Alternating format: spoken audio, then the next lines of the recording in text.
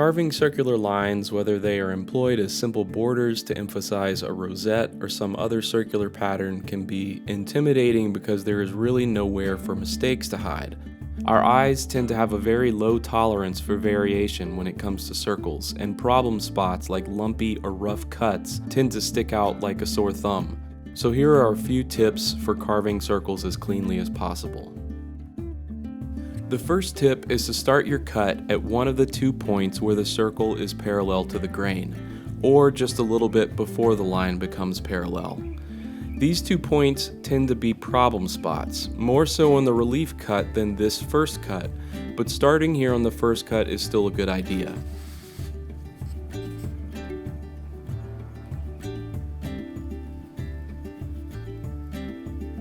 You will eventually have to turn the board to keep cutting, but try to make your cut in one long continuous pass, keeping the knife in the cut as you turn the board instead of taking it out and repositioning it.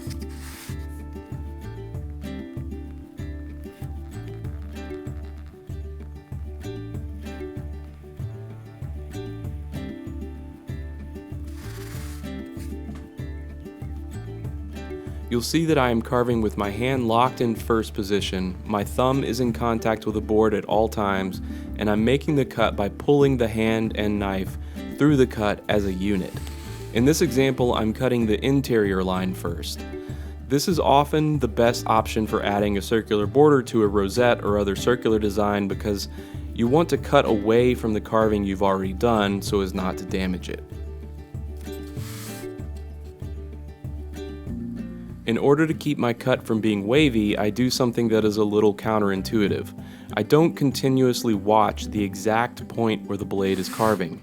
Instead, I try to train my eye to lead the knife, looking ahead of the cut just a tiny bit. Paradoxically, long pulling cuts like this tend to turn out smoother when you don't worry so much about the knife itself. Try to focus instead on your body mechanics and posture, and the feeling of smoothly pulling the knife around the circle. When you approach the place where your cut began, let up a little bit on the pressure you're exerting on the knife, and try to land the cut exactly in the same place you started, or just a hair beyond it.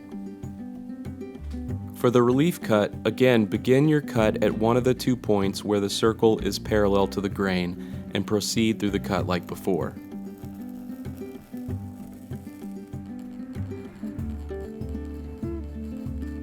As you approach the point on the opposite side of the circle where the line becomes parallel to the grain, decrease the depth of your cut a little bit so that you are not making a full depth cut at that point.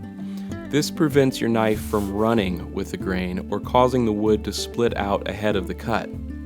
The chip will probably remain attached at that point, but that's okay. Once you finish the relief cut, you can go back over your work, clean up any leftover waste in the circular chip pocket, and make a deeper cut where the chip is still attached to fully relieve it.